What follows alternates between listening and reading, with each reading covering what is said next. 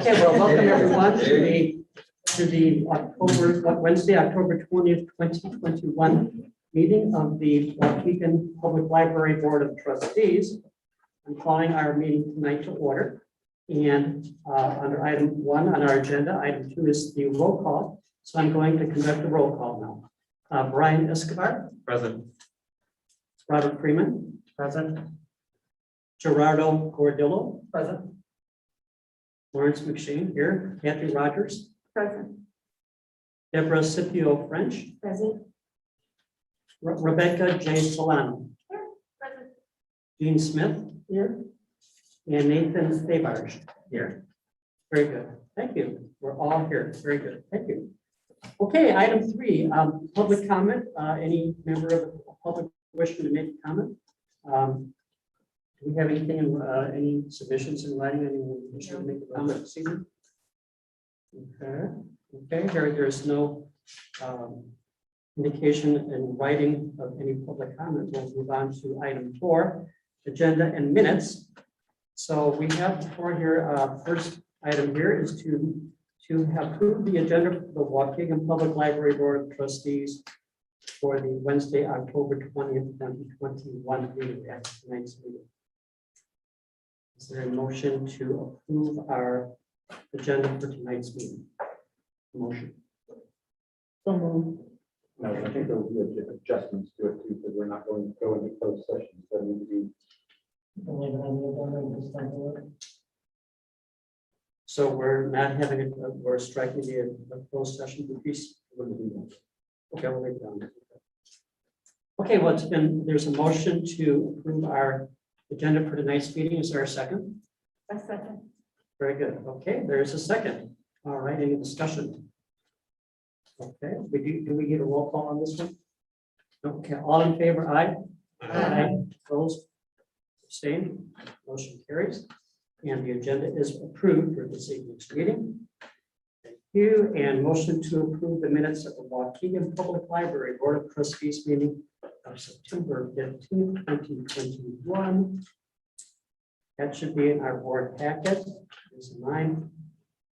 Is there a motion to approve the minutes of the Waukegan Public Library Board of Trustees meeting of September 15th? Is there a motion? To approve? I move to approve the minutes from September 15th, 2021 meeting. Thank I'll you. second. Okay, thank you. Okay, all right. It's been moved and seconded to approve the minutes of the September 15th, 2021 meeting. Any discussion? All in favor, aye? Aye. Opposed?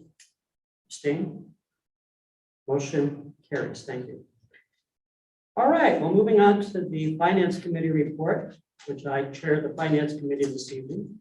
And we had a good meeting. The first, what we looked at, and this should be in our board packet, is the Waukegan Public Library summary of actual versus budgeted results for the 5-month period ending on September 30th, 2021. Anna was here to discuss this, and present this to us tonight at our meeting, and everything appeared to be in good order. Anna is here. Anna, any summation you want to give to the board? Well, 5 months, so if we divide it by 12, we should get 42%. But then, of course, some of our category, like real estate tax, that's very seasonal. We get it in the time that people pay tax. That's why we're at 86%. But overall, I mean, it's no surprises, which is good. In finance, no surprises is good. Very good, thank you.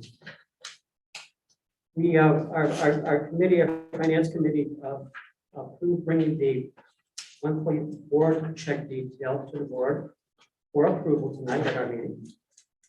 And we went over it in detail, and all appeared to be in good order. Are there any questions or comments about the monthly board check detail for September of 2021? Any questions, comments, concerns? I have some comments. Yes, Gene. For those that are new to the board, I had a question that I need my memory refreshed. On here, every month you see this Baker 10 Baker 70s and stuff like that. Those are all book purchases, they said, Materials. material purchases. It's just like, why are we purchasing so much from Baker? And that's gonna be every month? It is. So the bigger amount in this budget is actually in this payment breakdown is probably books. More than likely, there's a smaller amount for about $135, I presume, for the audiobooks. And or maybe even video games. I think that might be video games. And then the biggest, the smaller, but not as big, $2,000 is actually DVDs and CDs. So media, books, and video games. Thank you. Right. All right, I'm hearing no comments or concerns about the monthly board check detail. We need to approve that. We need a roll call for that, as I understand. Is that correct, our attorneys? We need a roll call. Yes. All right, very good. So is there a motion to approve the check detail for September of 2021 of the Washington Public Library? Very good. Okay, is there a second? Second. Very good. All right. Any further discussion? Hearing none, let's do the roll call. All right. Brian Escobar. Aye. Robert Freeman. Aye. Gerardo Cordillo. Aye. Lawrence McShane. Aye. Kathy Rogers. Aye. Deborah Scipio French. Aye. Rebecca Solano. Aye. Jean Smith. Yes. And Nathan Tavares. Aye. Thank you. All right. It has been moved and seconded and passed to accept and approve the monthly board check detail for September of 2021. Thank you. All right. Well, let's move on to item number 6 here then, and that is the acting executive director's report, John Casco. So I will do my best to keep it brief, because brevity is a commodity. Services are ramping up at the library, but I won't bore you or spoil the surprises Gail has for the services update. We're spreading our wings to offer new and exciting programs to the public. I just sent an email to your email addresses and personal email as well, so that we can read through this verbatim. But the library is growing back to where it once was. Our friends at the library are moved into our old sorter room, which is on the main floor here. So they will be housing their Amazon sale in there, and also donations will come in through there, as well as their regular ongoing book sale type stuff will live in that one space. So they're all essentially moving to one space, bringing things out of Bradbury and back upstairs to a single office. They needed more space. Their Amazon was bursting at the seams. So we're excited to accommodate our friends. Some exciting news, the Friends of the Library do support a lot of library programming, concert series, for example, and of course, projects yet to come, so stay tuned for more details. And we also are excited that in the new calendar year 22, we will hopefully be offering programming and outsiders groups to come into the library again. So we're going to be ramping that back up gradually throughout the new calendar year. The foundation has their monthly meeting next week, so there's two volunteer arms of the library, the Friends of the Foundation. They meet next week, the foundation, to discuss their fundraising campaigns up and coming, including Giving Tuesday, which is going to be a pretty big one, and it'll kind of like kick off their fundraising season through the holidays and into the new year. They hope to raise money for our new library van that we will eventually need sooner than later, as well as other programs. They support literacy quite heavily. Library operations are moving along with goals of getting more people, and then by proxy, more circulation out of our collection. We focus on sprucing up some of our spaces. So if you go around the library, things may look a little different.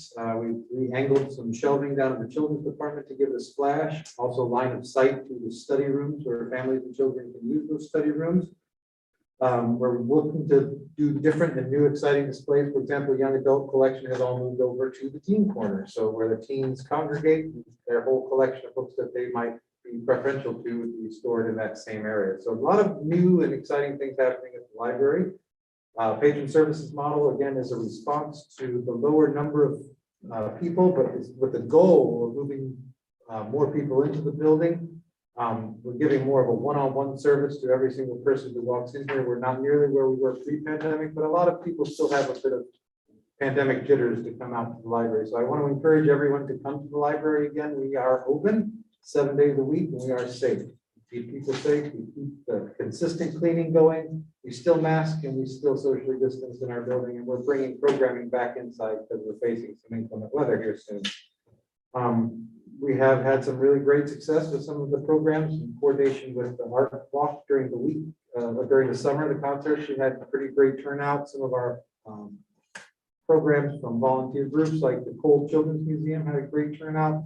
The conductors had a great turnout. So it's really just focusing on some of these keystone activities and really boosting the number of people who come to visit the library by offering new and exciting things. The business office and admin team, we're working very hard to start the budget process at the library. So meeting with each department, Gail and I are meeting with each department to discuss how the library budgets and hopefully get more feedback and input from the staff and from the managers. We also are working on some new projects the maintenance team has been working on. There's some glass downstairs, so there's now 2 glass display cabinets in the children's department, not just one. We are going to move the donor appreciation glass that was covering a whole display cabinet to a sole location. So thanks to Francisco and the maintenance team for making all these changes happen. There's a lot of exciting things happening at the library.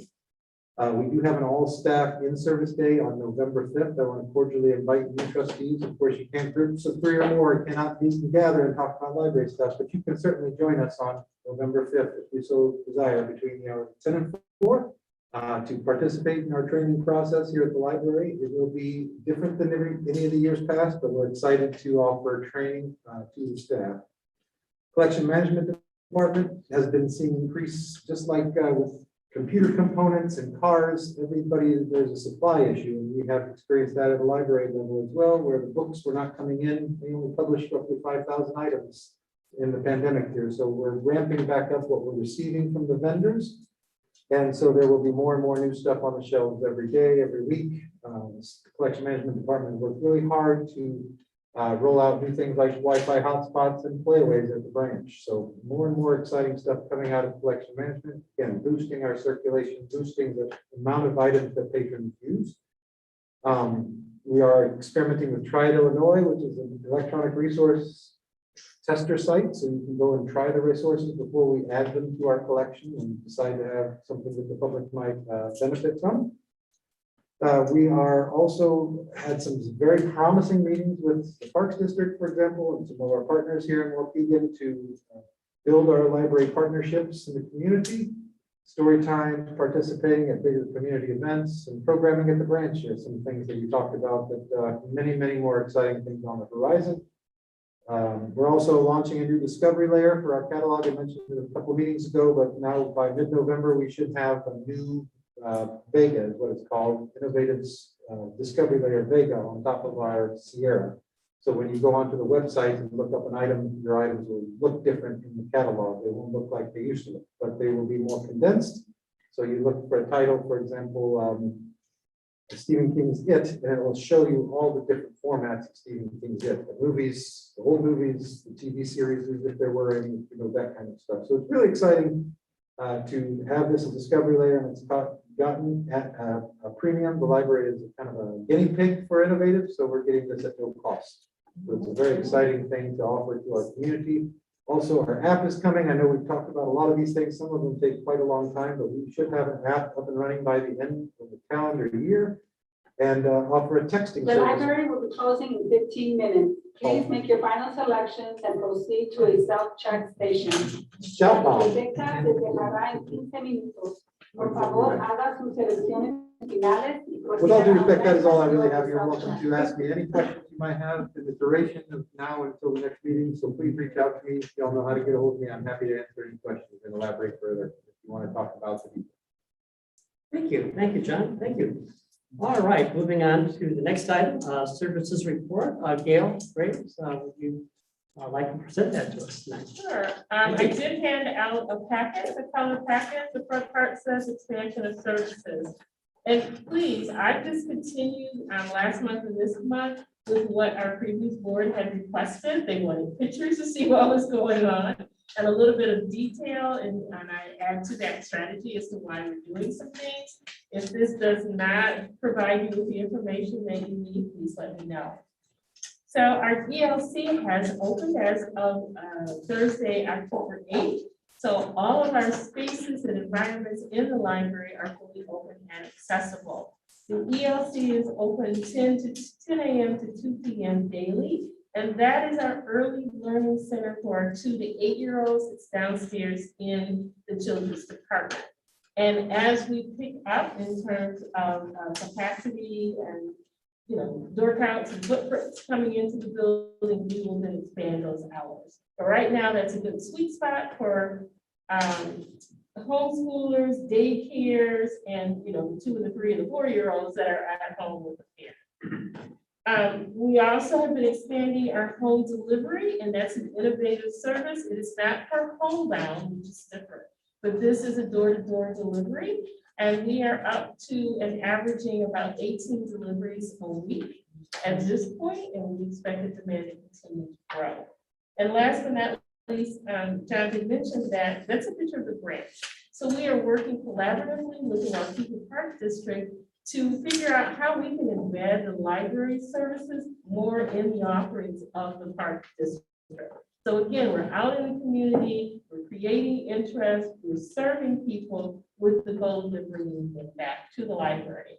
So for October, November, we will be out doing trick or trail and turkey trot with the Waukegan Park District and engaging with our community. Other things that we've been doing over this past month is really aligning ourselves to be and respond to community events and needs. So we did our own back to school event, which we had over 80 participants coming to the library outside and participating. We're also targeting new audiences. We've had requests over the years to focus on our special education, special needs community. And so we actually went out to the resource fair and presented what the library has to the special population, again, with the goal of bringing people in. And last but not least, we're supporting community events such as Art Walk, which we've done over the summer. And now that it's colder, we'll be focusing on our Friday afternoon, once a month, 12 p.m. concerts indoors, where we'll be working with local senior citizen organizations to make sure that we can have seniors bused here and participate in our upcoming concert series. So again, expanding and building capacity. Children's Services, the highlight really to take from that page is we are starting Bus to Us this week.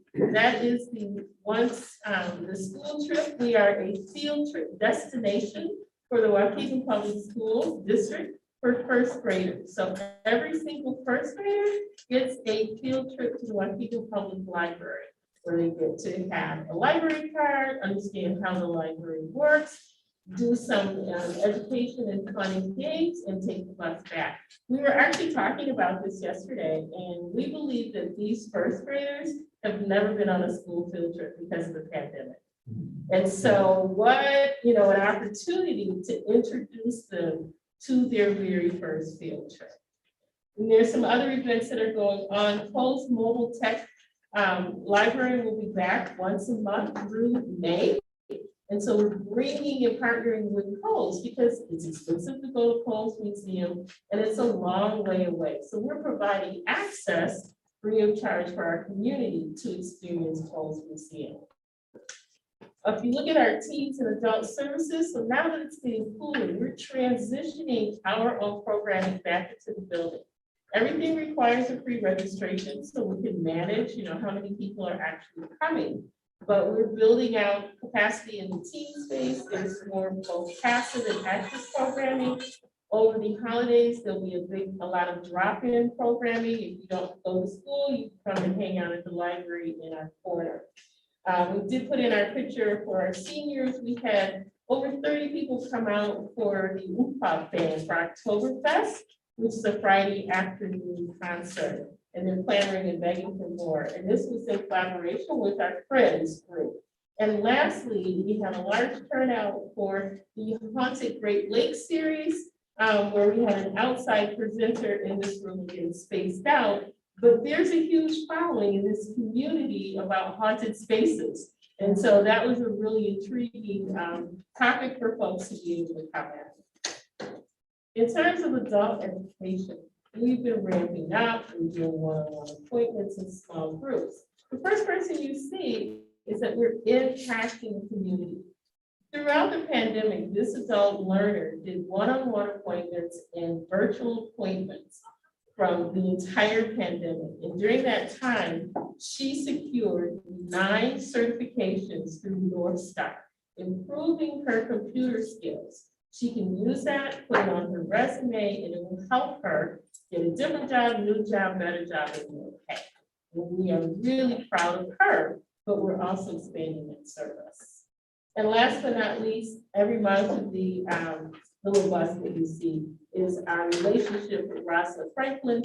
They are bringing the coach here, and again, people can access free health services right outside the building. Some cool upcoming programming, the mariachi band is coming, even though we do know it's the end of Latino Heritage Month. We couldn't book them in that time, but they are really popular. So do come out on Friday the 29th and enjoy some mariachi music and wear your dancing shoes. For family reading night, we're going to be kicking off our guest reader series, and this is something new, where we will be having weekly outsiders, such as our mayor, Jesse White, our Secretary of State, along with our aldermen and other local community members, will be coming and reading, again, instilling story times and the importance of reading and literacy for our families, but also giving them an opportunity to engage. So we are securing for family reading night. Brad Schneider and the mayor is doing a recorded reading for that evening. So more to come on that. And I couldn't resist the end with the band because that was a really cool, I don't know what that is, a tuba, but it was taller than me. So I thought it'd be nice. So again, if you'd like to see a different format or a little bit different information, just let me know. Very good, thank you, Kim. Oh, one more thing. Oh, sure. Go I ahead. also wanted to let you know that in working with our communities, we're continuing to bring in our grant funds, but we've also been awarded $45,000 from the Shriver Foundation this year. Last year, they gave us $40,000, and that is to the library for us to continue to build and expand on the kinds of services that I'm talking about and that we're doing today. Thank you. Well, Gail, when was the Jesse White coming to the? Jesse White, I have to look. He's coming in December. Oh, this coming summer? He's coming December. Oh, December. December. Oh, December. So family reading night is Brad Yes. Schneider and Mayor Ann Taylor. Mhm. And then we have a number in December, every week there's a different reader. And in February, every week there's a different. So we'll get you the list and come out and enjoy a book.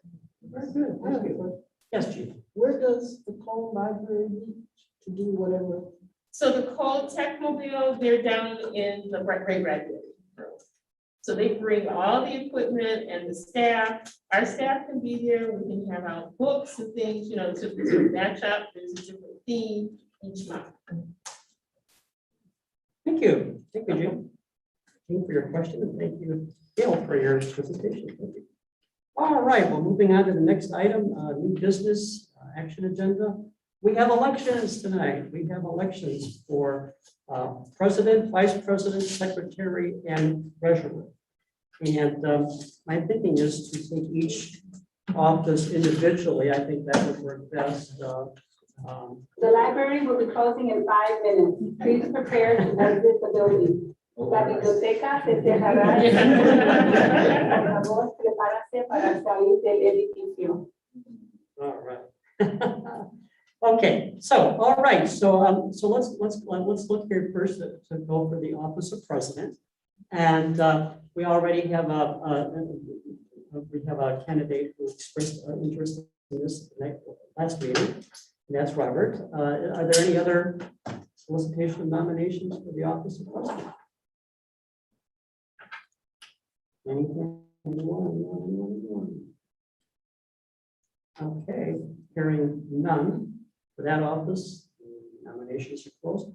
Do we, now it's up to us, how do we want to do this, by ballot? Or That way. All at All once? the nominations at once, and then we elect the whole slate, Okay. unless there are multiple, in which case I have ballots.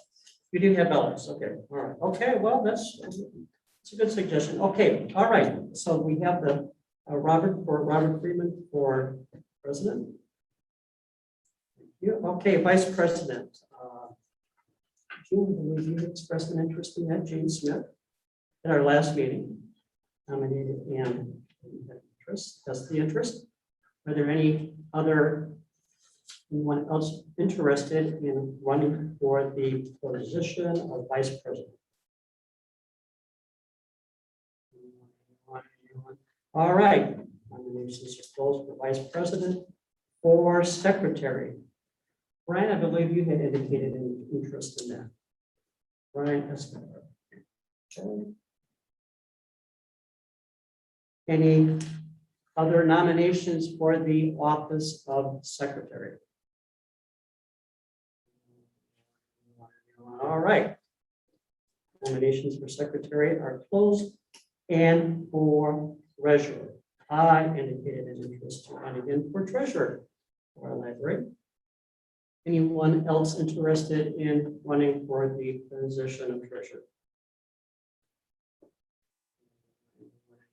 Okay. Nominations are closed for the office of Treasurer. All right. So how do we want to do this? By ballot or just individually present the slate and then just Solicit the motion and then second, and then we'll vote on the slate. okay. So is there a motion then to move that Robert Freeman be elected president of the library board of trustees, Brian Escobar vice president? I'm sorry, Gene Smith. My notes are all messed up. I'm getting my names always. Gene Smith for vice president, okay. And Brian Escobar for secretary and Larry McShane for treasurer. Is there a motion to approve that slate? I move to approve this. Very good, thank you. Is there a second? I think Very good. Any further discussion? All right, well, then we need a roll call. All right, let's do the roll call. Okay, for the offices of the Waukegan Public Library. All right. Brian? Aye. Robert Freeman? Aye. Geraldo Dillon? Aye. Lawrence McShane? Aye. Kathy Rogers? Aye. Pardon? Aye. Oh, okay, thank you. Kathy. Thank you. Deborah Scipio French? Aye. Thank you. Rebecca Solano? Aye. Thank you. Gene Smith? Yes. And Nathan Tavares? Aye. Thank you. All right, well, we have a new group of officers. We have Robert Freeman as president, Gene Smith as vice president, Ryan Escobar as secretary, and Larry McShane as treasurer. Congratulations all. Robert, congratulations, you are in charge. All right. I brought my Robert's rules, just in case. So our next item on the agenda is the discussion and adoption of use of library policy. Do we have a motion? The library is now closed. Please exit to the room. La biblioteca ahora está cerrada. Por favor, salga del edificio.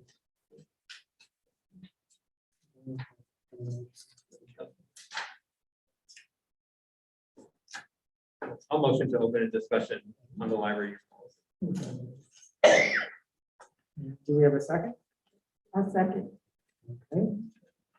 And we don't need a roll call, we do need a roll call for that one? No? Usually a motion, a second, and then an opportunity for discussion. So the president just asked if there's any discussion on the motion, Okay, and if none, then you go ahead and vote. okay. Any discussion on the use of library policy?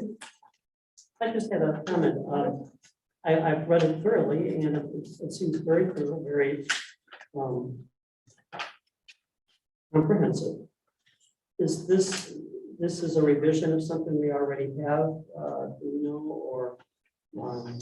It's a combination of two policies that we currently have. One is the use of the library The other one, I don't remember. Guidelines governing. Guidelines governing use of the library.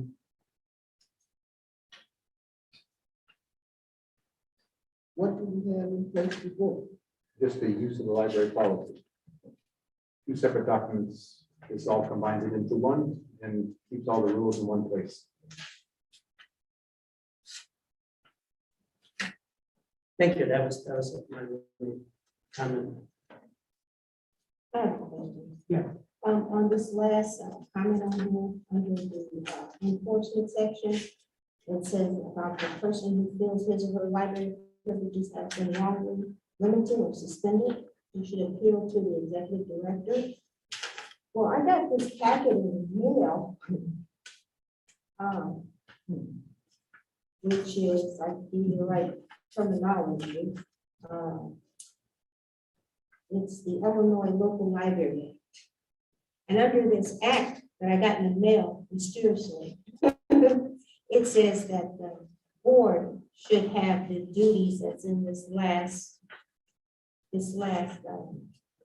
issue that I just read to you. So that's my only question. I see you have it too. Yeah, where did you find that?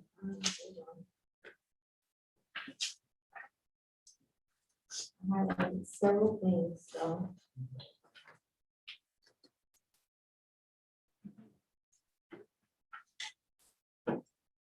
Might help if I can see.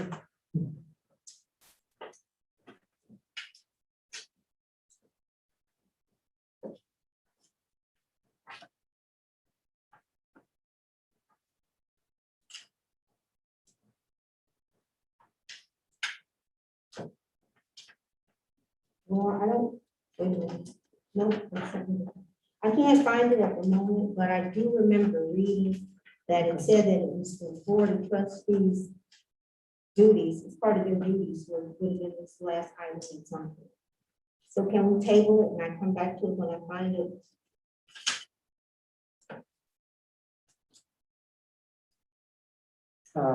Is that possible? Is that something we should all do? I mean, I didn't get one in the mail. You didn't get No, I don't know. Yeah, Other but maybe people that, did, maybe but- that is a better thing. We all get this and read it because this gives you a lot of the duties that we're supposed to have as the board of trustees. And being new, we really don't know what they are. But one of the things I read was that this last statement on here, this should be, my question was, should this be a duty of the executive director or should it be the board's duties? Because in this packet I read, it said it was the board's duties.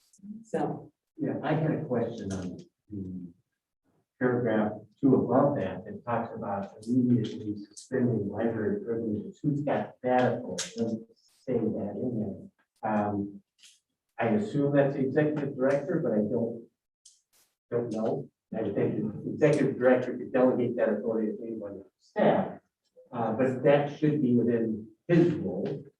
And then any appeals, from my perspective, I would go to the board, but that, whether it's in the Library Act or not, because I'm not sure whether it is, that was probably knows the act better than I do. I'll change that. That was knows the Library Act better than I do. And so we can certainly look at that, but this is a policy of the board. And so if the board, I love this.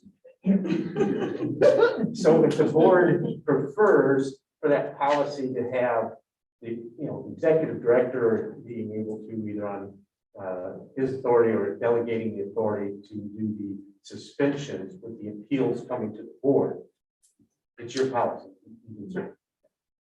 Well, I know I read it here.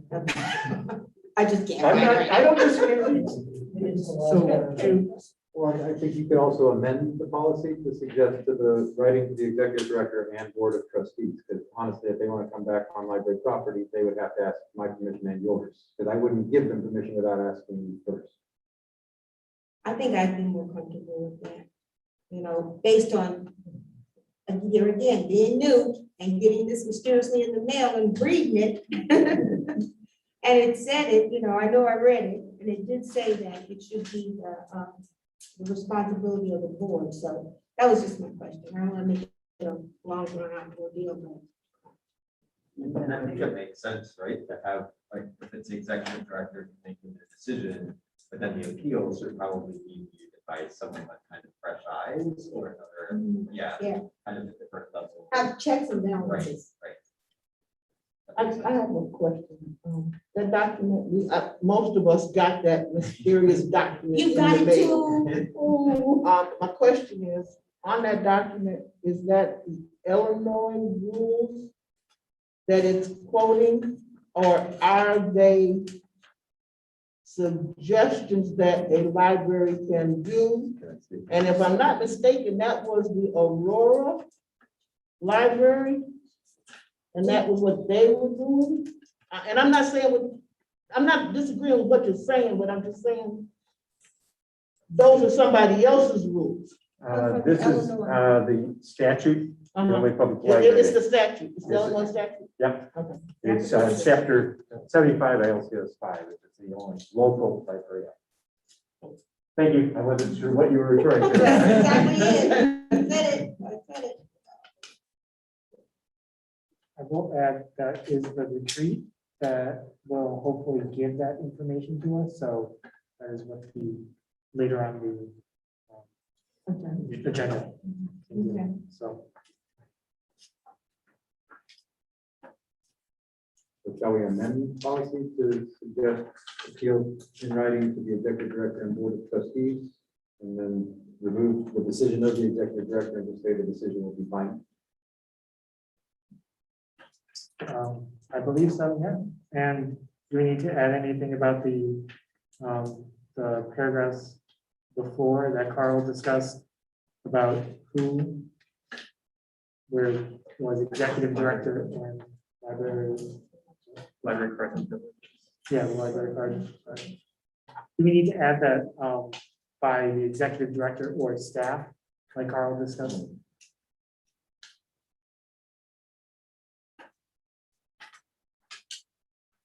Where it says in having library privileges limited or suspended, like who's making that decision? If you don't mind, just going to the last paragraph. You could say a person who feels his or her library privileges is wrongly limited or suspended, insert by the executive director or designee.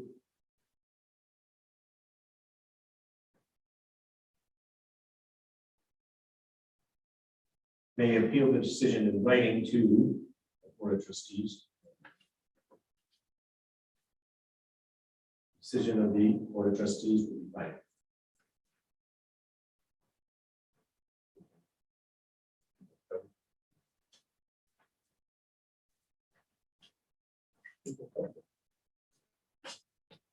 Okay. Any other discussion or questions? I was just curious about the 30 feet, as far as the smoking, or within 30 feet of entrances, exits. Why 30 feet? Is that a state law or is it just a random? I know I've walked in before and there's people right outside. So I'm just wondering why 30 feet? I think that the law says 15 from entrances. I think that's correct. I believe there was a reason that the board had asked for. But 15 feet from an air tunnel right outside the front door, they're standing 15 feet away, it's still gonna suck right into the building. Mhm. Smoke will come in. So 30 feet is more prudent. Yeah, well, I was thinking, can we make it further or, I mean, like, at what point is the property, like, what's the distance between the doors to the edge of the, like, public property? Do you know what I mean? Like, has anyone measured it? Like, is this, Public sidewalks, that's, I don't know the exact distance, but 30 feet might put them out on public sidewalk. So okay. we can change it back to 30, 15, I should say, but I think that might put people right out of the door. Yeah. We think we're doing like 50. Well, I was just curious of, Why you know, couldn't it just be to the public sidewalk? yeah, can't you say just not on library property? Or,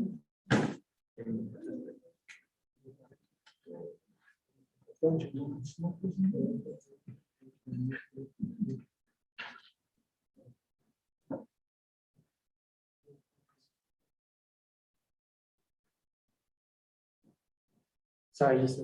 We're debating over here whether you have the power to have the entire premises be non-smoking. I believe. That's up for debate and discussion. Smoking on the premises. Which means they can go to the public sidewalk. Right. I mean, there's no smoking on the premises now, right? Smoking indoors. Or within 30 feet.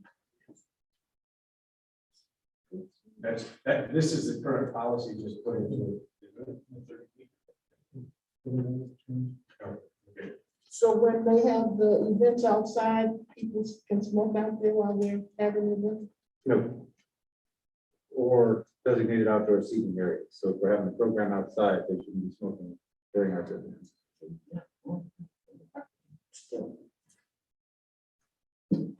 Well, if I may, so, well, 30 feet is the current policy, am I right? Is that my understanding correctly? I just believe like. That's the current Less than policy. that, that's a change in this one. So we're not sure if that's the current policy at this point.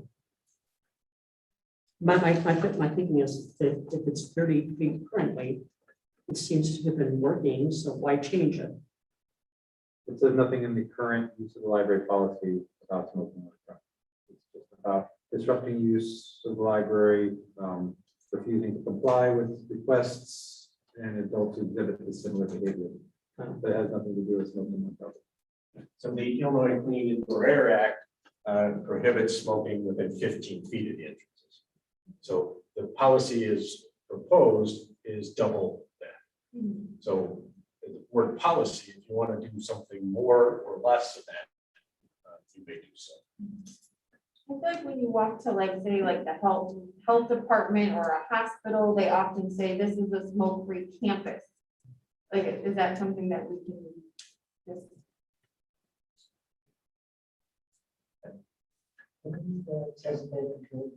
Yeah, you have the general control over your property. You can, but I digress. I think that would cause us a lot of consternation from some of our patrons who may go outside and smoke a cigarette and come back in. You know, if we make them leave the property, they will do it anyway, and then we'll have a bunch of fights on it. So I think it's prudent to adhere to the state law rather than creating our own off of campus. And then again, we can get there, I think maybe within the next year or two, as we start initiatives in the campus here of healthy eating, healthy living, you know, and encourage staff to do the same. Then we can perhaps be more stringent and say that this organization is a healthy organization and we want to eliminate it from campus altogether. But I think we would have problems with our patrons who are smokers. There are people out who use this building that aren't staff that are going to smoke. We just don't want them to do it in the building or too close to the door that it offends others. That's my understanding and explanation. I think it's a better part of our path of least resistance scenario. We can become completely smoke-free campus, but I think that is probably the law.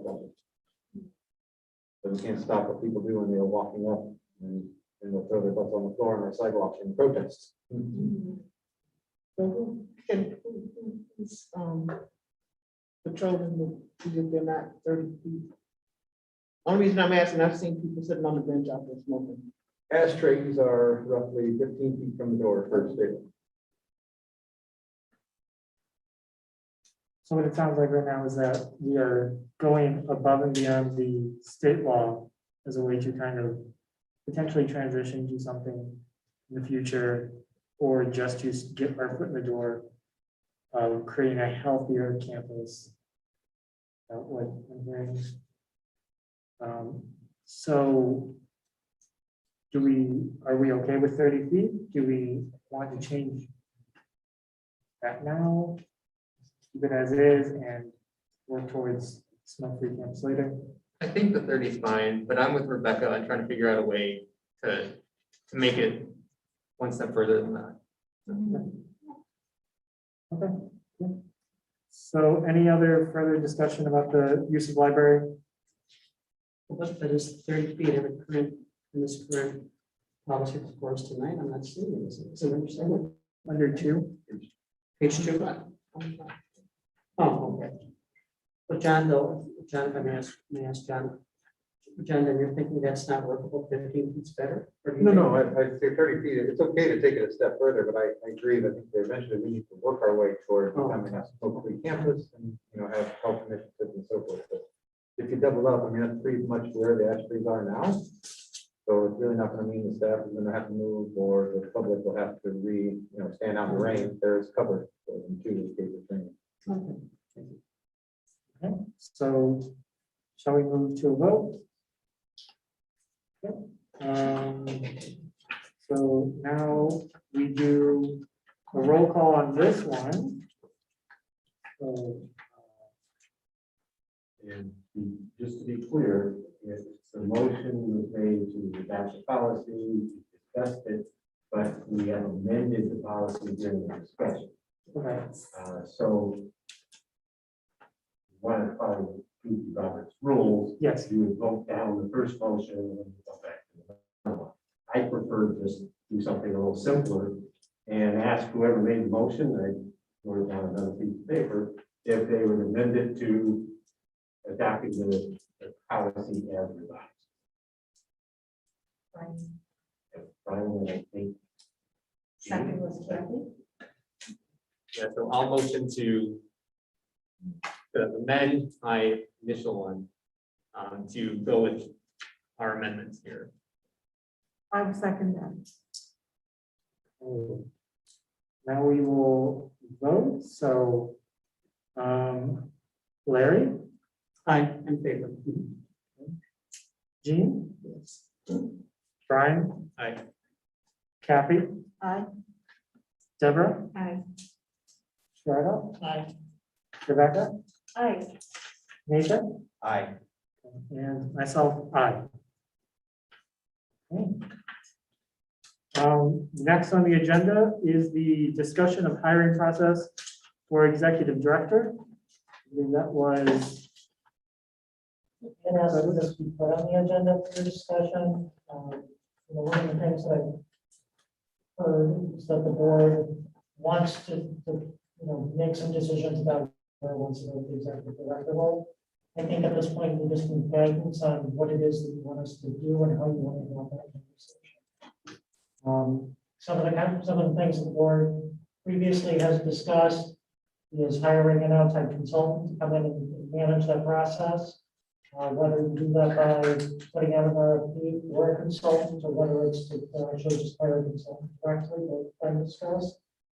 But I think we're looking to give us some guidance. What do you want in terms of next steps with respect to hiring an executive director?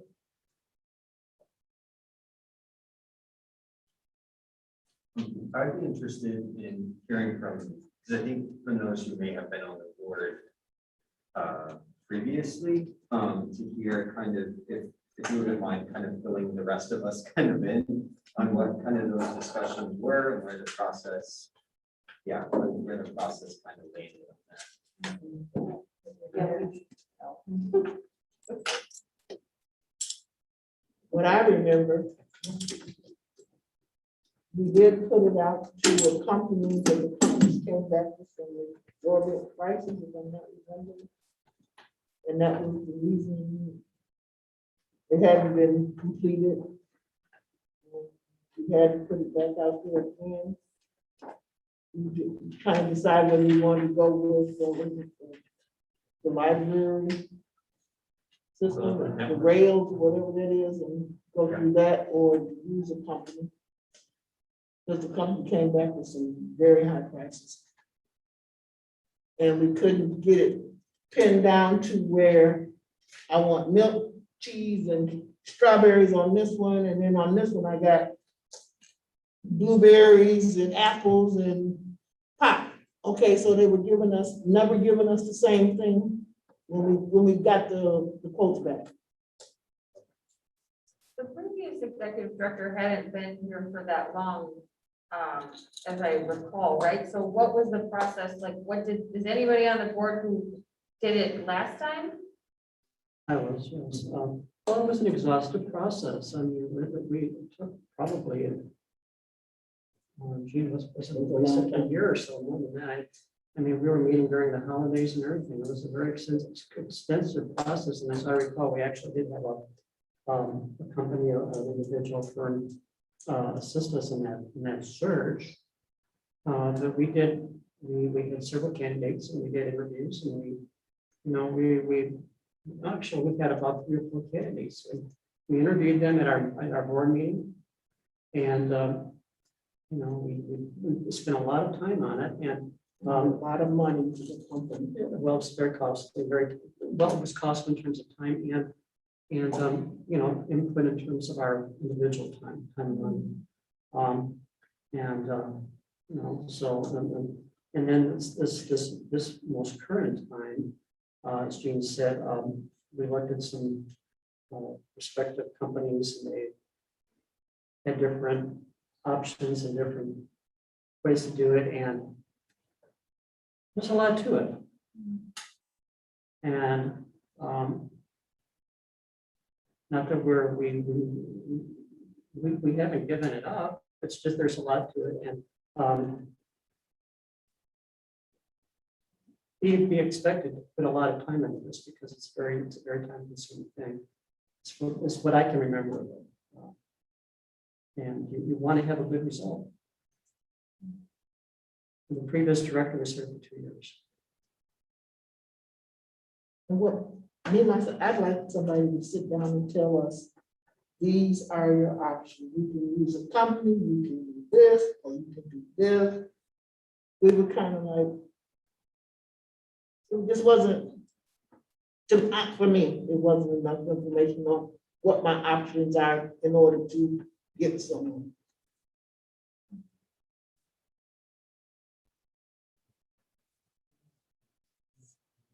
Gene, if you don't mind, what are some of the things that you feel like you would have wanted more information about in that process? Or what do you feel like would have been more helpful in that? To me, to have everybody give me the same information. Just give me, you're charging me $45, and I'm serious. It was, I can give you this, this, and this, and this for $45,000, $4,500, well, more like $40,000.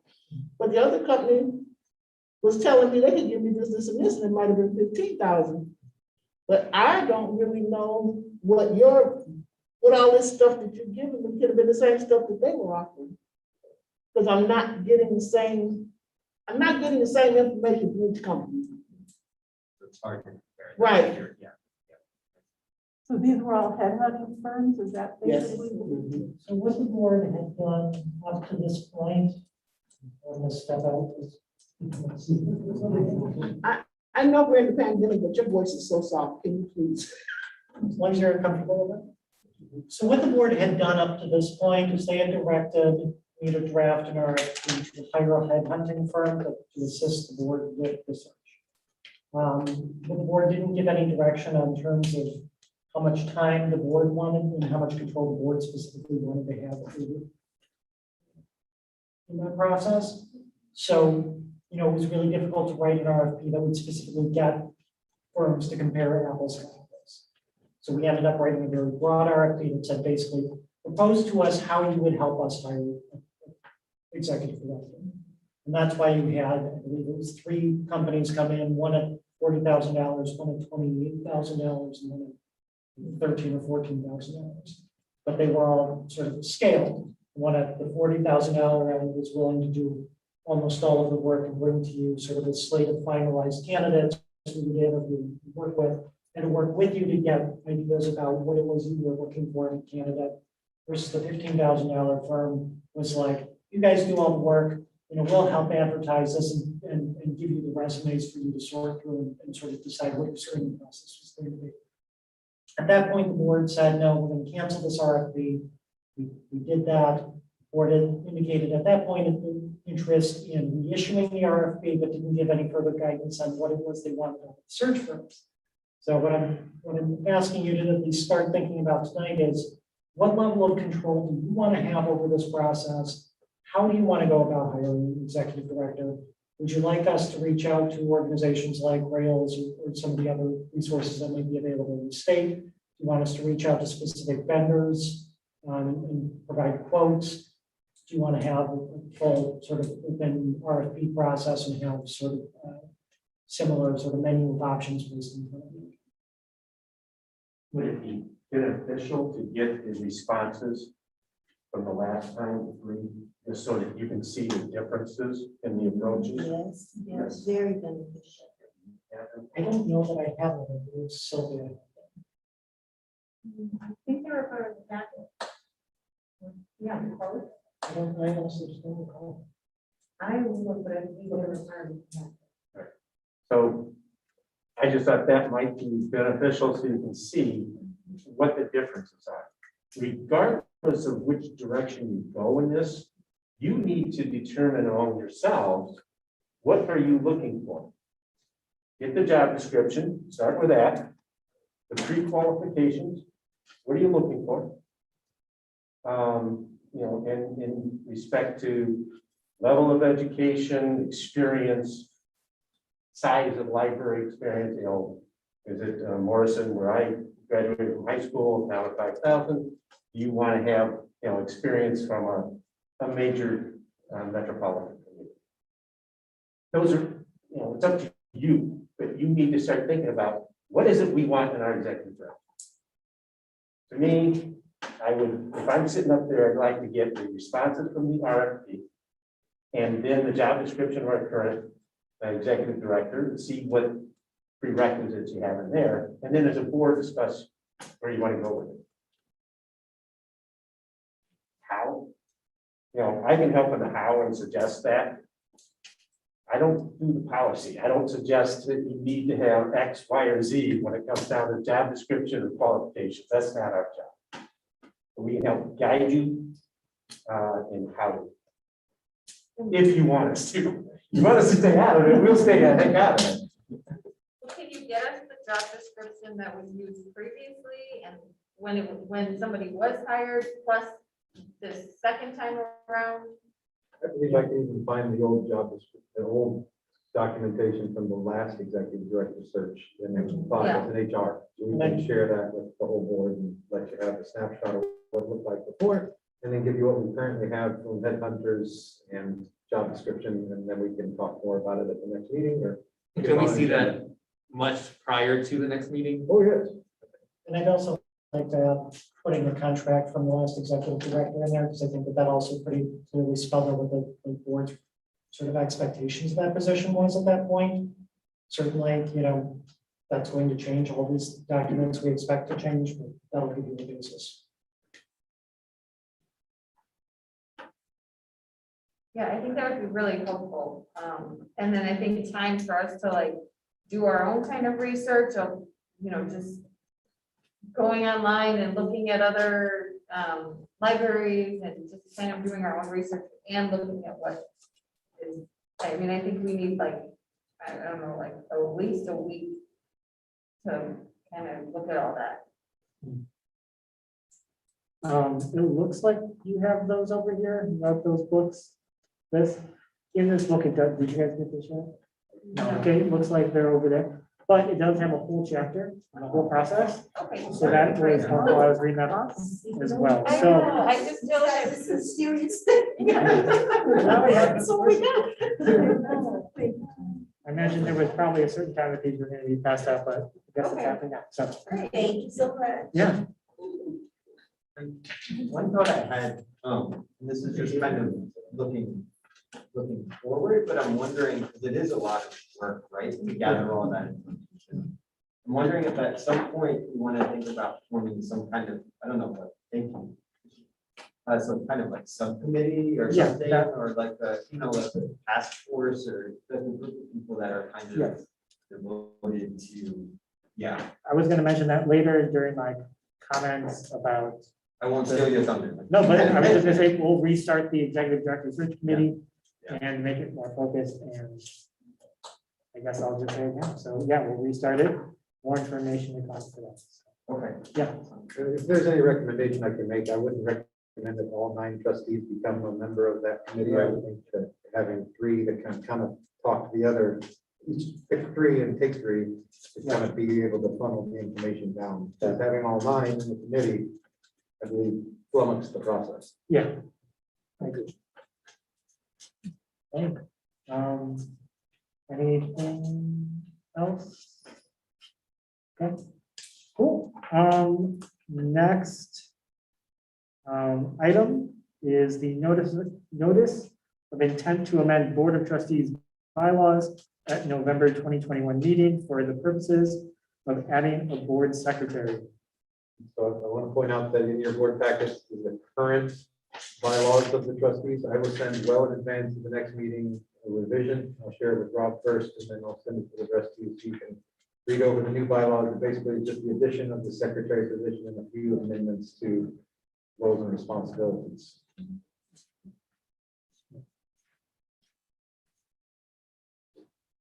Okay, and next is setting a board retreat date. So I know you were asked to come with your calendars, so I see people grabbing them, so I think you got it.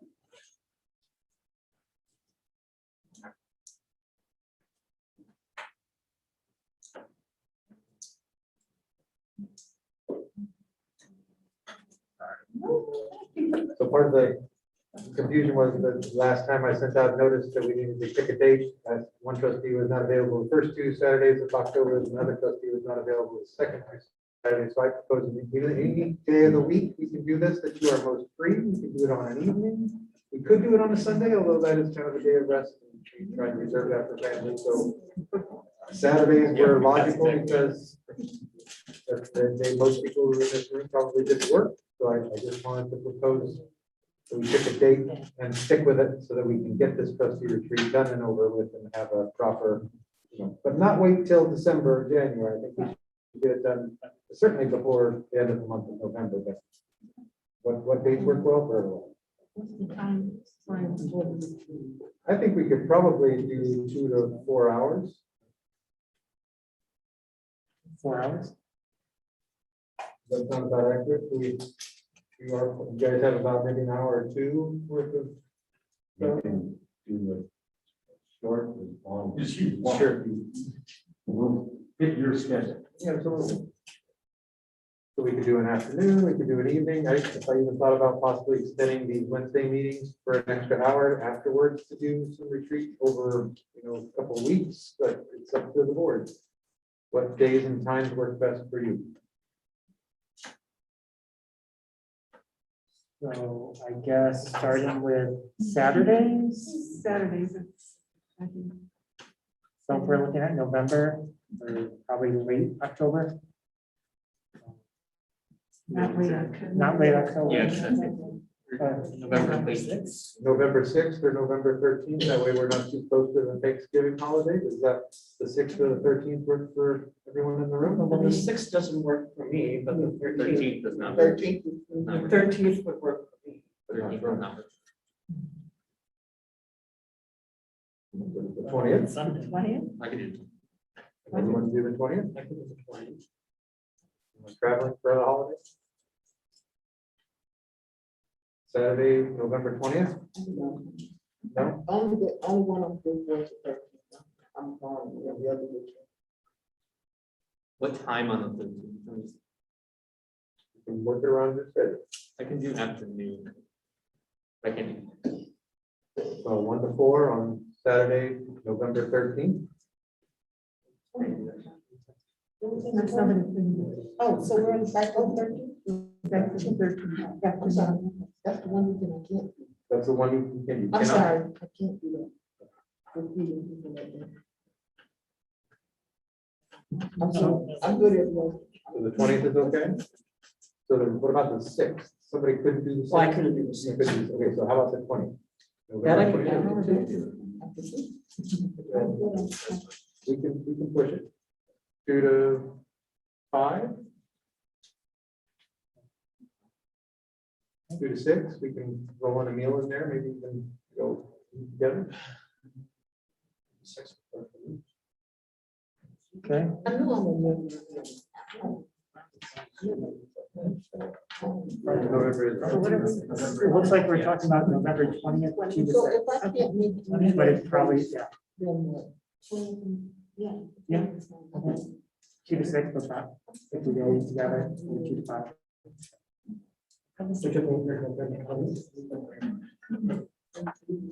Library, yeah.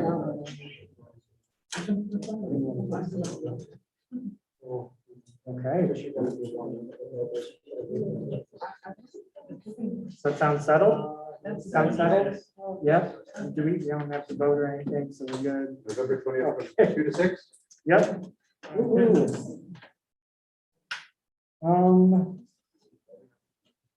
I think the where. Do we have to figure out where? To be determined, we'll let you know. Okay, We'll work out the details. somewhere in the city. I guess. Yes. Well, get the yacht out. The Caribbean. And then we are not moving to closed session. I overheard before, right?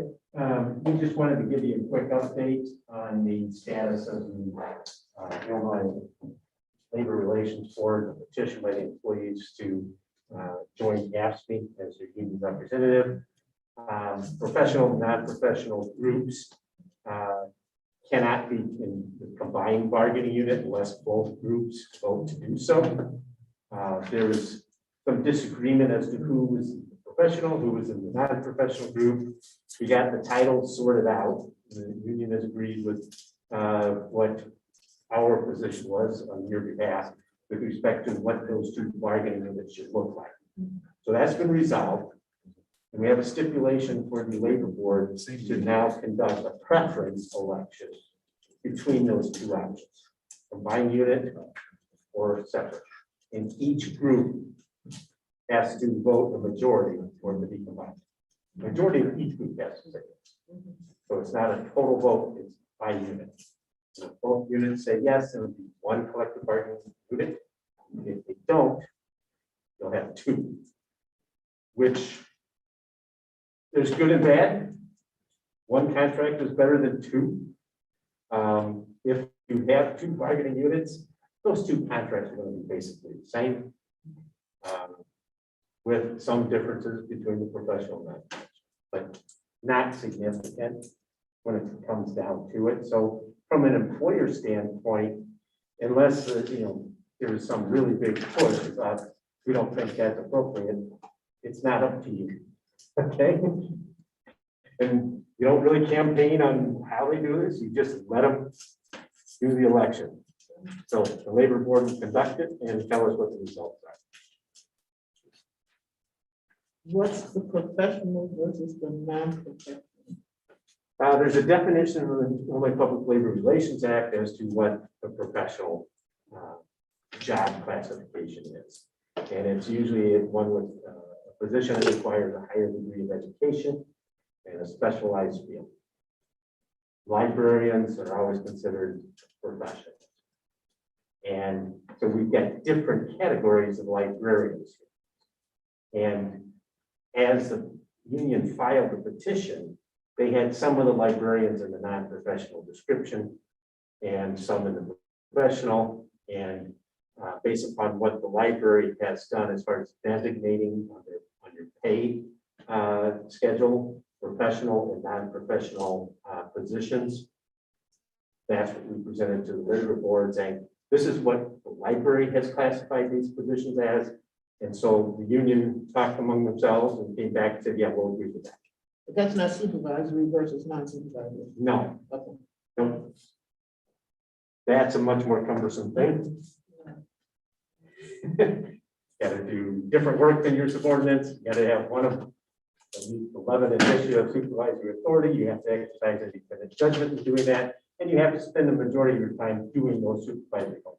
Nobody reads that definition. Unless you're pounding on everybody's head every second of the day, do this, do that. You're not a supervisor under the Illinois Act. I digress. I started the labor board in 1984 with a brand new agency.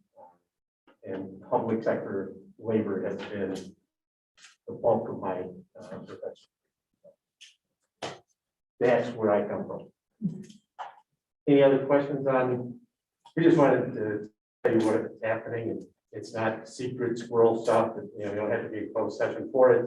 All the employees know where we're at, the labor board stuff is public, so I don't always go into closed session and keep stuff away from them, but not always. Maybe now and then. Is this considered a closed session? It's all stuff off the record stuff? No, it's not, no, okay. It's a public record at the labor board to see what's happening, so. Just want to be clear. Thank you. You're welcome, sir. Any other questions? Right, so we will probably know by next board meeting the results of that preference. And then there'll be a certification, at which time the right of the employees to engage in collective bargaining with the library commences. So that'll be fun, Christmas.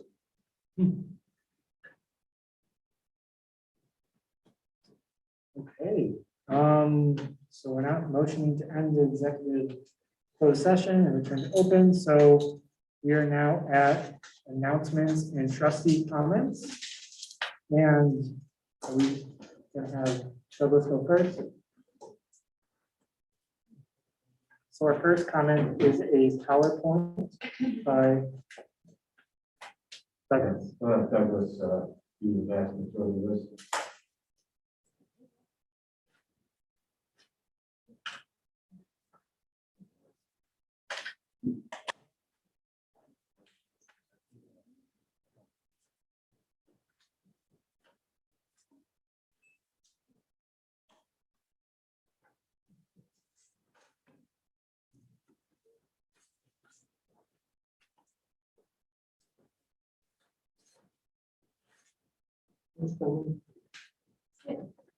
It'll come up eventually. So for those of you who have not had a chance to meet yet, my name is Douglas Brando. I've been the attorney for the library for the last couple of years. Now with Urban Medicine in Norfolk. We had the opportunity to meet my boss last month while I was on sabbatical from the firm. But one of the things that I did want to have the opportunity to do tonight was give you a little bit of a preview about some of the major issues that we could run into as members of the board of trustees. Give you a little bit of a primer on what the law actually is. It seems that some of you got some of the information in the mail over the week.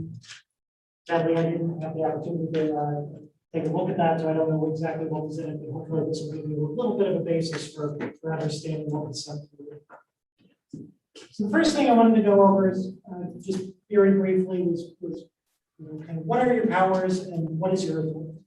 So Waukegan Public Library is a municipal library. We're not a standalone library district. I think most of you know that. We went through a process in terms of the city council and get appointed to the positions. But what this means is that things like the actual levying of taxes is not something that you guys have to worry about. We have the city actually levying that. So understand that there is sort of a dynamic where you're kind of like a sister agency to the city. You are independent in a lot of ways, but you also are considered a component of things like your audits, and budgetary purposes. So where do you actually get that authority? Well, it's in a couple of different places. First, the Library Act, the Local Library Act here in Illinois, does give all of your actual statutory authority. After that, you've got the Waukegan Code of Ordinances. If you ever looked at the document, you're looking at chapter 13. It's very, very vague in terms of what the actual library does. It basically just sets out the process for how board members are selected, recognizing that the Local Library Act reserves to you most of the power that exists. Below the Waukegan Code, you've got your bylaws. One of the things I'll talk about briefly here in a minute is the fact that we do have these bylaws. Those are, again, your sort of like, here's what our rules are. Here's how the board's going to function. Then I put in parenthetical Robert's rules. The bylaws establish Robert's rules as sort of the tiebreaker on initial procedure. So, anytime that there isn't clear higher authority on something, and you're trying to decide how to deal with something, Robert's rules will control the next. So your actual statutory authority itself really comes down to 5 different categories of things. You can govern yourselves through passing bylaws and sort of passing rules and policies. You have exclusive control over the library's funds. This, I think, is one of the sort of interesting things about working in a library board as opposed to other city boards and commissions, where the city council still controls the expenditures. You guys have complete control over it. They may levy on your behalf, but at the end of the day, you guys get to make all the decisions about how the money is spent, approve your actual appropriations, pass your own budget, all of those sort of things. You've got exclusive control of property. One of the things we talked about a little bit ago is whether or not you can ban smoking on the property. Those are the kinds of decisions that you actually have control over under the law. You also have control over buying the property. Making changes to this building, all of those things need to be approved by the board. One of the things that's sort of unique about it is that the Act gives you the ability to specifically hire the librarian. The Act's sort of weird in that way, but really what it's talking about is you get to hire an executive director who can hire a bunch of other people under him to carry out the building. It also puts in there just a sentence at the very end, and you also get to hire your own attorney, you can hire your own engineers or other professionals as well. And then finally, it talks about you have exclusive control over who can use the library and how to allow borrowing materials. There's a couple of paragraphs at the end of the act that talk about kind of what we were discussing before, setting policy for who gets to actually borrow materials from the library and under what circumstances people can use them. So I want to take another couple of minutes to just talk about the role of the executive director and the board. Again, all of this is just the penny overview of all of this. This is the penny to it. I'm not going to go into detail on all of this stuff. But as I said, it gives you the exclusive power to appoint and fix the compensation of a qualified librarian. That's your executive director. And then that person has the authority to hire all of their employees as necessary. So your management role is really over your executive director. You are policymakers, you're strategic thinkers. You're here to give guidance to John or whoever you ultimately hire for your executive director to carry out what those policies and those objectives are. They're responsible back to you. So you're going to be relying on that person to, giving you information, guiding your decision-making process. But ultimately, your job is to manage that employee, and that employee is responsible for helping you make those decisions. And then finally, I just want to mention this at the very end here. The board can direct the executive director, but you as individuals don't really have that authority.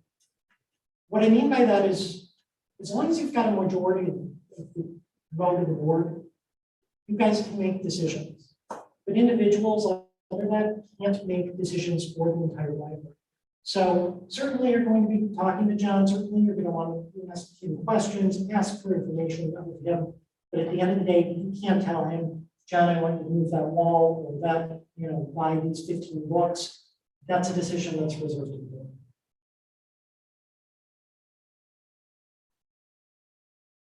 So tangential to that, what's our role as your attorneys? Well, I just, I think it's really helpful to understand the things that we do and the things that we don't. We're the attorneys for the corporation, the Waukegan Public Library. We represent the board, give you the guidance on what the law is, but at the end of the day, we're responsible to the entity, the institution of the library, not to individuals. So, we'll help you as your parliamentarians. Scott makes rulings and the role of chair, deciding when to use Robert's rules or when there's a state rule or state law that tells you, actually you've got to take this one as a roll call vote and stuff like this. We serve as your legal advisors. Hopefully we'll give you good legal advice on issues that we see coming up. As we go through policies, we're going to try to give you guidance on what the law requires you to do and things where we see liability. We'll help you prepare those policies. We'll help you prepare contracts. And then we'll help manage litigation with the vendors.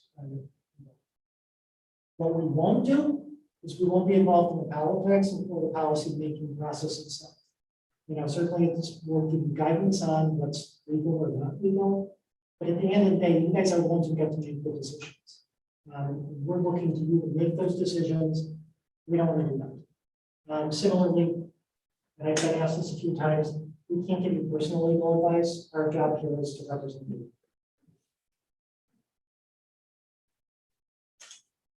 So the next two slides that I have for you, and then I think that's really about it for this brief conversation. I wanted to talk about the Open Meetings Act and FOIA. These are things that you hear about a lot.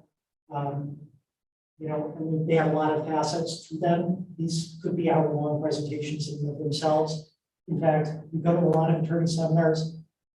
Carl will tell you he's been to, you know, these for the last 30 years, and we still give hour-long presentations at each one of those seminars because the laws always change on these issues. But the things that you really need to understand are, what is a meeting? Meeting in Illinois is a gathering of a majority of a quorum for the purposes of discussing public business. That doesn't mean that when you have a quorum, you have a meeting. It's when you have a majority of it. You're a 9-member board. The quorum is more than 50% of the board, so it would be 5 members. But that says a majority. So that means anytime 3 of you are discussing library business, you're conducting a meeting that's governed by the Open Meetings Act. What that means is that you have to have posted notice more than 24 hours in advance, in the library and online. You can get really kind of goofy. And where it gets really goofy is in email, because you'll see that, you know, occasionally John or I will send an email to all the board members.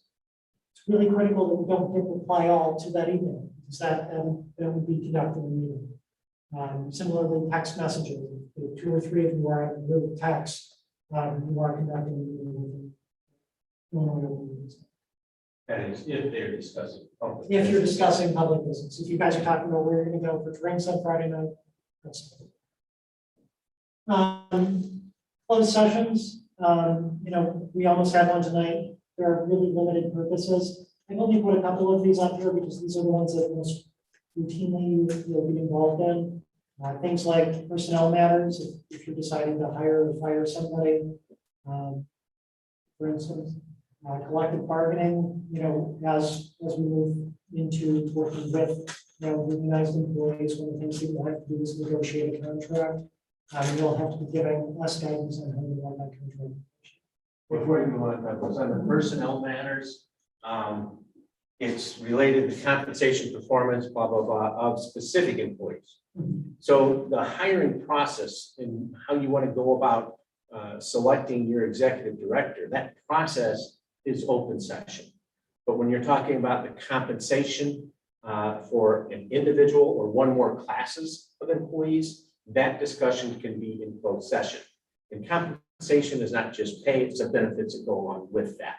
So there's kind of a fine line between what you can and cannot talk about in closed session. But when you're talking about the organizational structure, how to make changes within, you know, your hierarchy here, that's open session. But when you're talking about a specific employee, performance, compensation, something like that, that you can go into closed session for. You never have to go into closed session, but there's good reasons to do so. And if there's ever a question, can we talk about this in closed session because it's something one or more of you think maybe we should, just ask. That's the safest thing. Just ask. Thank you. It's a really important caveat to understand. One of the other things that we haven't done in a while is deal with closed session minutes. The law has recently been amended again, now requiring that we review those minutes every 6 months. Whether, you know, we certainly can do some of that in an open session. You can approve the minutes, decide not to release them. That all has to happen in the open session. But if the board wants to review those closed session minutes and actually, you know, listen to recordings of those closed meetings, you can do that in the closed session. You want to talk about job that this board has to do with respect to the existing closed session tapes and without minutes? So one of the issues that that I've raised a number of times over the last couple of years is that we've had a lot of closed sessions of the board. But since the board never had a secretary, nobody was ever taking actual minutes of those meetings. So we've got all the recordings, but we actually have to undertake the process of having those meeting minutes drafted, approved by the board, whether for public release or not. And so have to draft those minutes, approve them, and then decide whether that release. So there are a lot of those closed sessions, especially given the conversations around the firing of the last executive director.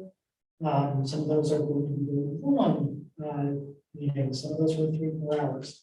So I understand that's going to be a monumental task that's going to have to be undertaken at some point. We'll certainly work with you to try to figure out how we want to go about doing that.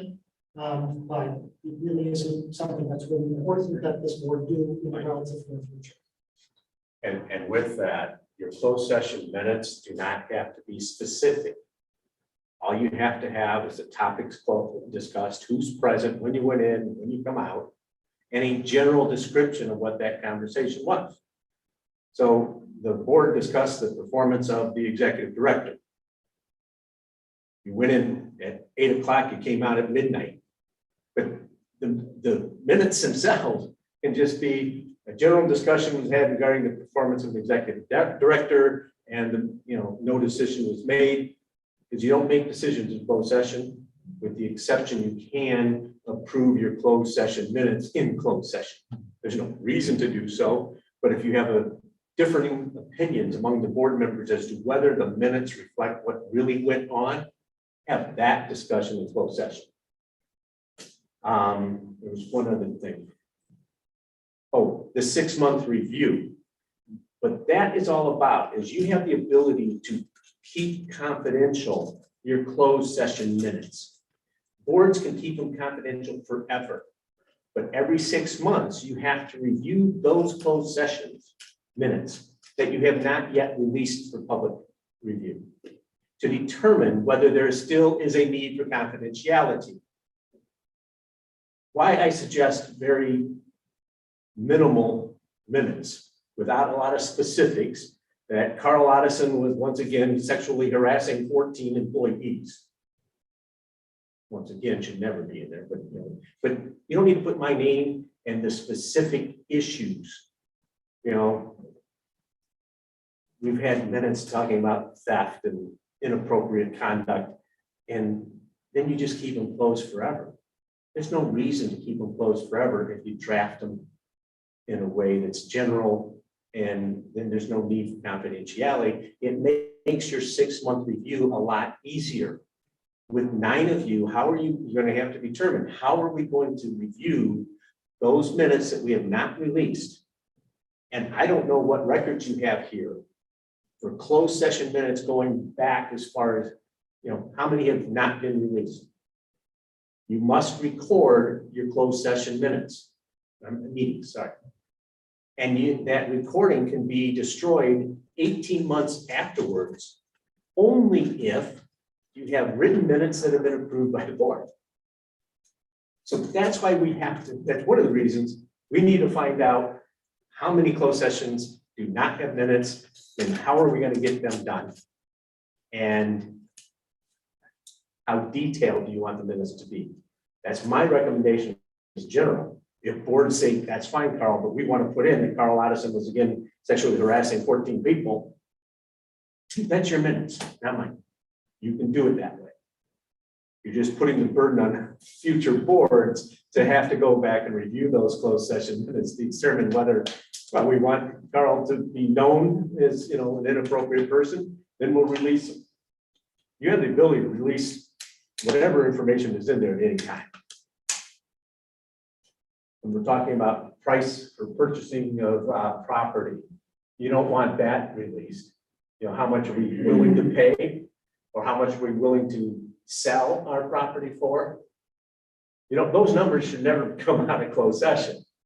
So anyway, we can spend more time on minutes and that, but this is an issue that I understand is not been done the way it needs to be done, and we need to get that cleaned up. There, I'm just curious, so just a hypothetical. Let's say that the whatever, some hypothetical board, library board, has some hypothetical minutes that there's some information that is released, and the hypothetical person it's released about doesn't like what that hypothetical board did, could they turn around and do a hypothetical lawsuit against, say, I don't like it, I'm going to sue you guys. well, anybody can sue. Doesn't mean that you've got liability. So, yeah, somebody might not like what is in the minutes, but if the minutes are factual as to what happened in that meeting, you're pretty well covered. And again, Now, that doesn't mean that you want to put things in the minutes that are slanderous of somebody and that you don't have the facts to back it up. Because then there could be a problem. So Yeah. that's another reason not to put too much detail in. You know what? We just have a board secretary, right? We do. Isn't he responsible for doing all the minutes? Well, in the statute, it does say that. Congratulations. Years go back. Problem solved. It's just like doing oral history, so. Yeah. Secondhand. Well, Got it. wait a minute. There was this thing about you get to select counsel. I'll retract that. I interrupted enough of this. No, I think you're doing great. But, I mean, that really is one of the very important things that we do. Again, on the Open Meetings Act, one of the things the board has never addressed is whether or not you're okay with remote participation. So you all have to be here in person for every meeting, with the exception of COVID, because we changed the law. So COVID, one set of circumstances, but once the pandemic ends, once the governor is executive order, so maybe something that this board wants to think about is whether or not you want to allow for remote participation. Then finally, I put on here just briefly audience time. One of the things that we frequently notice boards do is they call for audience time. It's actually a requirement in the statute. It's an opportunity for the public to discuss with you anything that they want. We've certainly seen a lot of that. I've been watching library meetings here in Washington for a while. We'll a lot of discussion from them. The reason that I put it up here is that you don't have to respond to the audience. So the audience, this is the audience's time to talk to you. You don't necessarily have to respond. Certainly they may raise issues that you want to consider in making policy. They may say something that makes you want to investigate something further. But you don't have to interact with them. You can ask you questions, but you don't have to respond.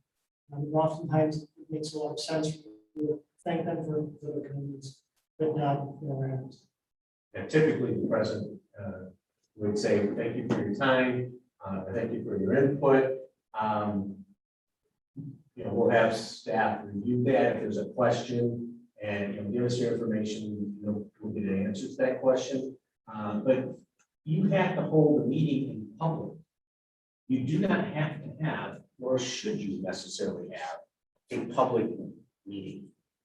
Okay, I'm sitting out here as Mr. John Q. Public, and you start talking about the board policy, and I want to start telling you how to do that policy. I have no right to participate in your discussions unless you invite me to do so. It's your meeting. I get to watch it, hear it, see you guys in action, comment about it in the paper if I don't like it, or if I like it. You shouldn't write just negative stories, sir. You know what I'm saying? I don't know what you do. I don't do the first time I got Carl with a K. Yeah, that's right. But that public comment is important for you to hear, to know what others are thinking you should be addressing. Okay, sometimes it's very valid information that they provide you. And then you ask staff to get you the answers, or if it's something you individually know, you don't have to and probably shouldn't engage in that discourse back and forth. That's all. I had a question in the previous slide. It said, what is a what is a meeting, and it said basically for our purposes, it's 3 people. So let's say for an example, let's say we decide, you know what, we're gonna have a subcommittee to review the applications for the executive director, and then those 3 people meet, they're discussing library business, there's 3 of them, does that need to be in?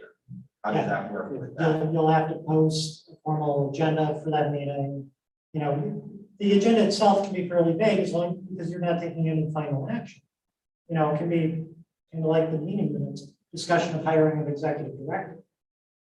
You know, but you do have to give the public some information about what's going to be discussed. It has to be generally enough that they understand what's happening. You know, that just is kind of the way the laws work. So the dangerous part of that is it's a 3-member committee. So any meeting of the committee, you have to follow all the Open Meetings Act as a committee. So with 3, 2 of you can't talk about it, except at the meeting. So, you know, if you and you are both on the committee, whichever one of the committees you are, you can't just get together and start talking about the library business or the committee's business, because you are violating the Open Meetings Act by having a meeting that you haven't published an agenda of 48 hours in advance. Okay. So this is why this is more an hour typically. So it's how you conduct your business. 24 or 48 hours notice? 48. 48, I'm sorry. You said I 24. I started my career as an attorney in Iowa, and there it's only 24.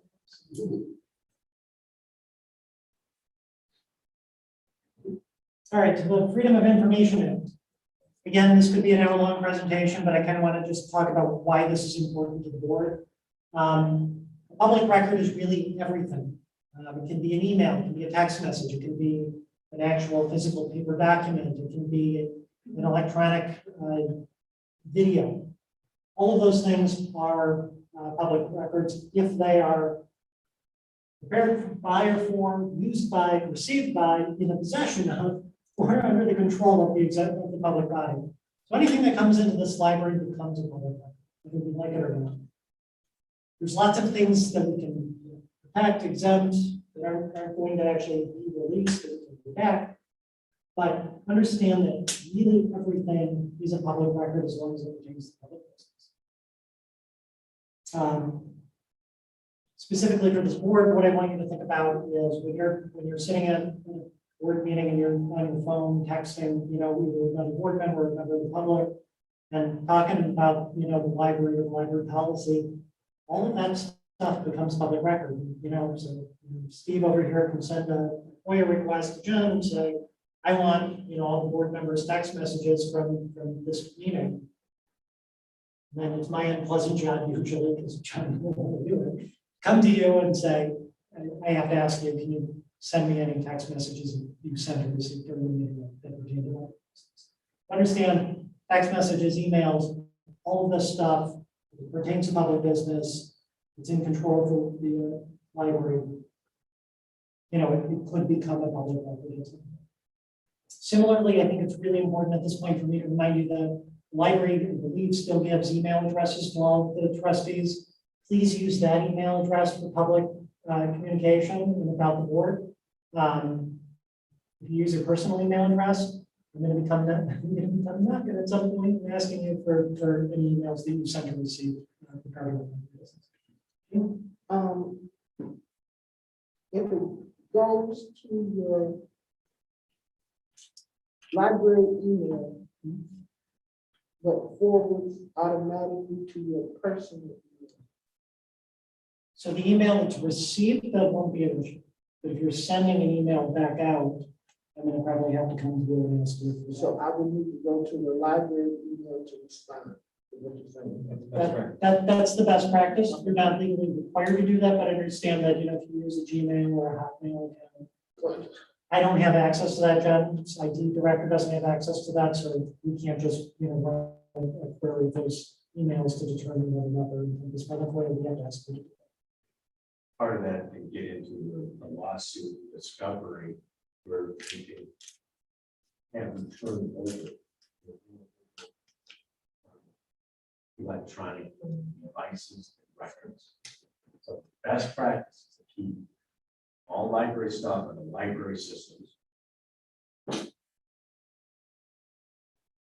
You put at the bottom, there's a 5-day timeline on those FOIA requests, so understand when they call you and ask you to look through your email, they really need to do it right away. Generally, we can extend that a little bit, usually get the extra time. This is a very important, sort of, that will be initiated. Like I said, this could have been a multiple hour conversation, and then we just picked a date for the retreat. We certainly can talk about more of these types of topics if that's something the board's interested in. Certainly the Open Meetings Act, like Carl said, we can do an easy hour, 2 hours on it if that's all you want to hear about. Some other things that I think that you probably would want to hear from us about at the retreat, the ethics laws, understanding when and where you have to recuse yourself from these conversations, and sort of what the procedures are, policy. But I'd also really like to hear from you. What do you want us to talk to you about at a retreat? What kind of conversation do you want to have? So if you have any thoughts, please always feel free to call or email either one of us. We're always available. Can you email this whole presentation to us? John will take care of that. Right now.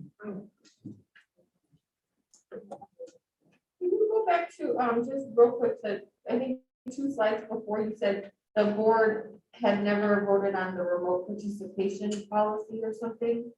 That was this specific. Yeah, there's an electronic meetings. You've got it in their bylaws. Yeah, I read it today. Right. There's 3, so I assume at some point they adopted it. And if you were away on business, you have illness, it's not if you're off on a vacation with your family, and there's a board meeting. What's the third one? Some kind of emergency, you're off from business. Seconds. Read your policy. I should know it off the top of my head. I'm sorry, that's one that, I'm supposed to know this stuff. But the board, at some point when they adopted bylaws in the past, followed the state law and saying, if you as a board member qualify for one of those 3 categories, you can call in and participate in the meeting. Both your voice has to be able to be heard by everybody, and you have to be able to hear everybody. It can be audio only, or it can be video. You count as part of the quorum. No, you have to have a quorum present. But the person on the phone wouldn't count? No. And the board has to say yes to the board member's request to participate electronically. So at the beginning of the meeting, the president would say, okay, we got a request by, Rebecca, since you raised the question, to attend electronically because she's in the Bahamas. Anybody want to approve that? Well, is it on business? We don't know. So maybe it's away on business, so that would qualify. If it's just a family vacation, the answer would be no. Now, it's up to each of you requesting it to make sure you qualify.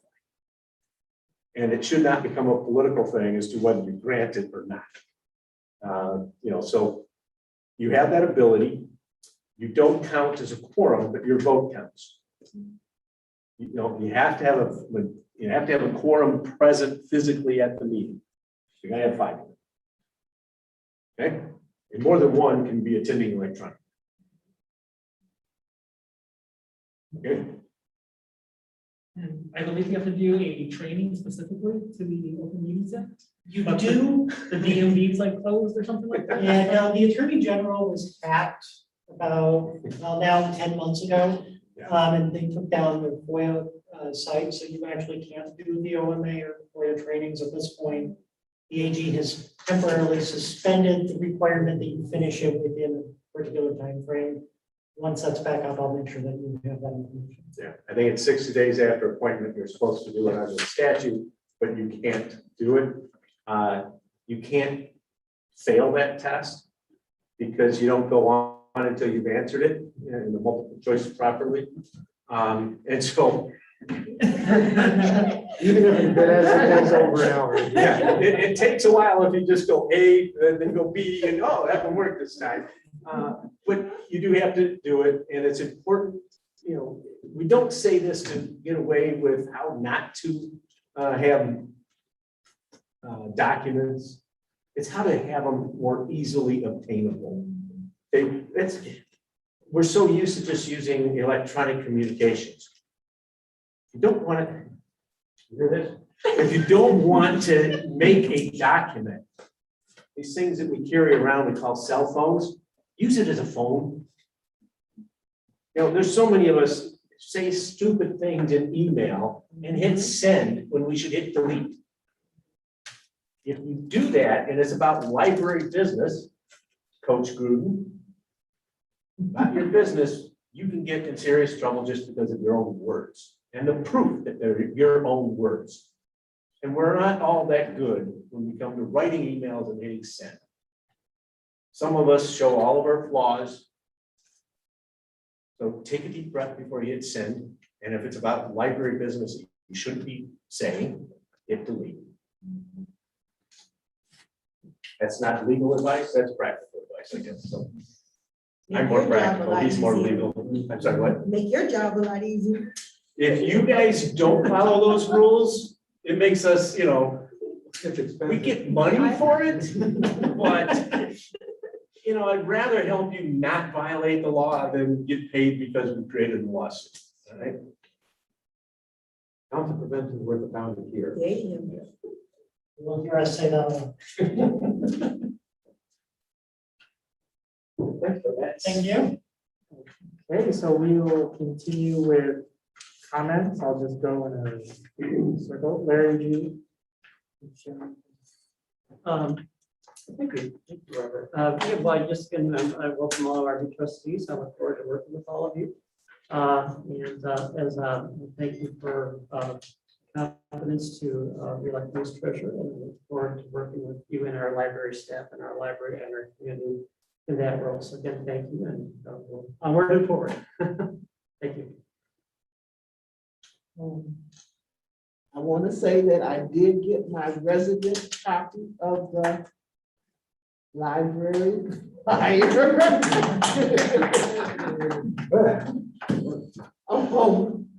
I want to thank you also for electing me as the vice president. No, there's one other thing. I do want to say I am not happy with the letter I got in the mail.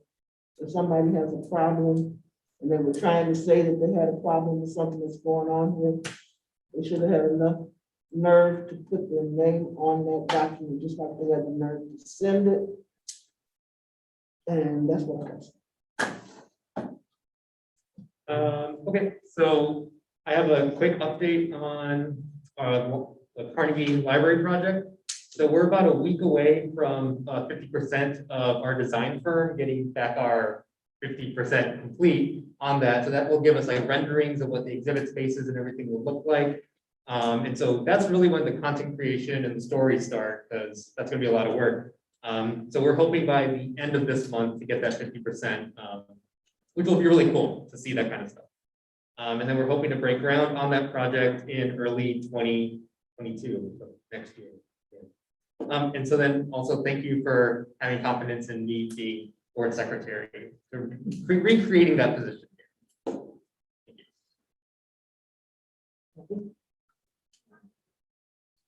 So, Tim, comments tonight? I think it was a great meeting. I appreciated the attorneys being here explaining things. I am in agreement with June about the document we received in the mail without the return address. I thought it was kind of creepy. I mean, I do know this is Halloween month, but still, it would be nice to have, to know who's sending us this information. And, I'm happy to be a part of the board, and I look forward to working with you all.